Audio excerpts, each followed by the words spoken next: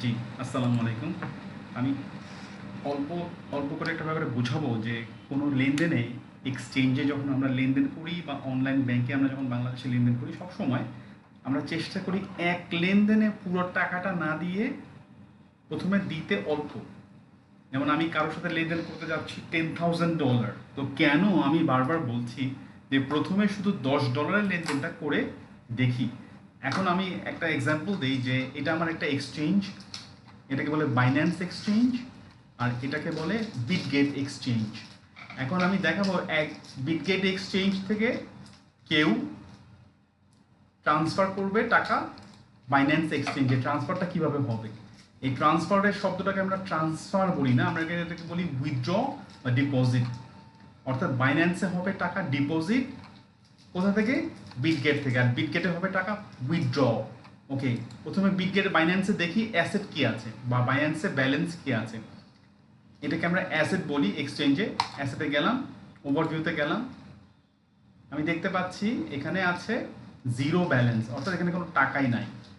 তো যখন এই এক্সচেঞ্জ বাইন্যান্সে কেউ আমাকে $10 পাঠাবে, সেটা রিফ্লেক্ট করবে কোথায় কোথায়? প্রথমত রিফ্লেক্ট করবে আমার ইমেইলে। নর্মালি আমরা যখন ব্যাংকে টাকা পাই, এই ব্যাংকে SMS আসে, এখানে আসবে ইমেইলে। এই ইমেইলে আমার এখানে এই ইমেইলে আমার ইনবক্সে একটা ইমেল আসবে। এখন তারিখ টাইমটা হচ্ছে 9টা 32। তো এইটা টাইমের মধ্যে একটা ইমেল আসবে যে আমার টাকা ডিপোজিট হয়েছে। এবং আমার এই বাইন্যান্সে আমি যদি ট্রানজ্যাকশন হিস্ট্রিতে যাই, তখন ট্রানজ্যাকশন হিস্ট্রিতেও আমার দেখাবে তারিখ অনুযায়ী টাইমের সাথে মিলায় 9টা 32 এখন বাজে, 9টা মানে 21টা দেখাবে যে ডিপোজিট কমপ্লিটেড হয়েছে। ওকে, এখন আমি যাচ্ছি ডিপোজিট করতে বাইন্যান্সে। বাইন্যান্সে প্রথমে ডিপোজিট করতে গেলে আমাকে প্রথমে করতে হবে ডিপোজিটে যেতে হবে। আমি ডিপোজিটে গেলাম, ডিপোজিট ক্রিপ্টোতে নিলাম। আচ্ছা, তো বলেছি বিটগেট থেকে হবে উইথড্র আর বাইন্যান্সে হবে ডিপোজিট। ডিপোজিট সময় করার সময় প্রথমে চুজ করতে হয় কয়েন। কয়েন নিব USDT। এরপরে আমাকে নিতে হবে নেটওয়ার্ক, যেমন ব্যাংকে থাকে মাস্টার কার্ড, ভিসা কার্ড। এই নেটওয়ার্কে আমি নিব BNB স্মার্ট চেইন BEP20। এই ডিপোজিট হচ্ছে অ্যাড্রেস, আমাকে অবশ্যই এই অ্যাড্রেস, এই যে লম্বা অ্যাড্রেসটা আছে এই অ্যাড্রেসেই টাকা ডিপোজিট করতে হবে। যদি কোনো কারণে একটা কোনো কিছু স্পেলিং মিস্টেক হয়, এই টাকা ডিপোজিট কখনোই আমি পাবো না। যে রিসিভ, যে সেন্ড করবে তার ওখান থেকে সেন্ড হবে, কিন্তু আমি কখনোই রিসিভ করব না। তো ডিপোজিট অ্যাড্রেসটা আমাকে কি করতে হবে? কপি করতে হবে। ওকে, এখন আমি যাব হচ্ছে বিটগেটের উইথড্রতে। বিটগেট এক্সচেঞ্জে আসছি, আমি যাব উইথড্রতে। উইথড্রতে গেলাম, উইথড্র করার সময়ও আমাকে ওই কয়েনটাই নিতে হবে যেই কয়েনটা আমি ডিপোজিট করব। উইথড্র করার সময় নিতে হবে আমাকে USDT কয়েন, অন্য কয়েন নেওয়া যাবে না। আর চেইন, এই যেখানে যেমন চেইন ছিল select network, network BNB smart chain, এখানেও হবে network BEP20 Binance smart chain. এই যে এখানে আছে BEP20, এটাও হবে BEP20। চেইন এক হতে হবে, চেইন ভিন্ন হলে হবে না। অ্যাড্রেস নিতে হবে সেইটাই যেটা আমি কপি করেছিলাম। এই যে অ্যাড্রেস লাস্টে ছিল 9352, এখানেও লাস্টে আছে 9352। আমি এখন উইথড্র দিচ্ছি, আমি জাস্ট $10 উইথড্র দিব। টাইম হচ্ছে এখন 9টা মানে 21টা 34। নেক্সটে দিলাম, উইথড্র অ্যামাউন্ট আমি দিব শুধু 10। এরপরে আমি উইথড্রতে যাব।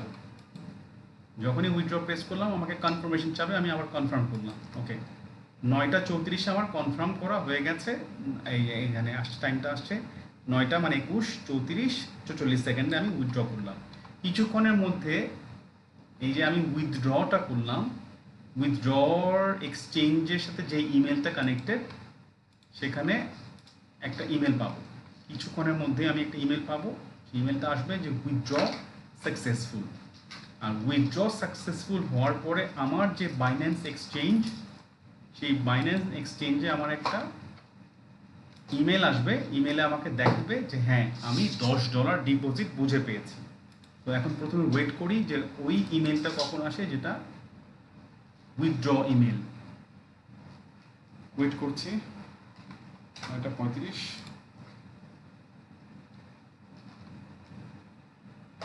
টাইমটা খেয়াল করি কতক্ষণ লাগে আসতে।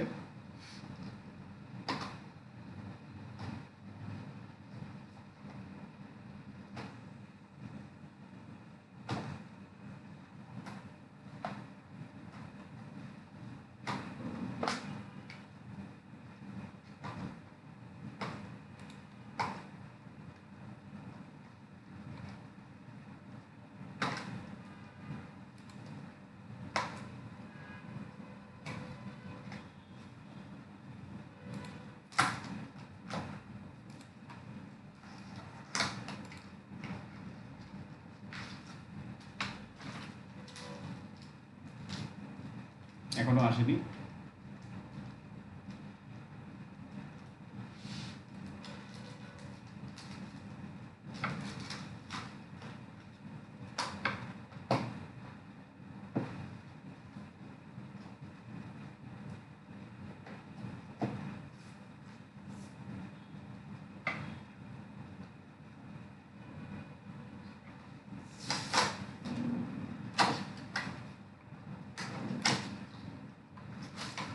এই যে আসছে, এই দেখেন চলে আসছে 9:36 বা 37-এর মধ্যে চলে আসলো। কি হলো? উইথড্র হয়ে গেছে, উইথড্র সাকসেসফুল। এখানে দেখাচ্ছে $10 উইথড্র সাকসেসফুল। এখন আমি যাব বাইন্যান্সের ইমেলে দেখবো যে একটু পরে এখনই একটা ইমেল আসবে বাইন্যান্সে যে উইথড্র হয়েছে।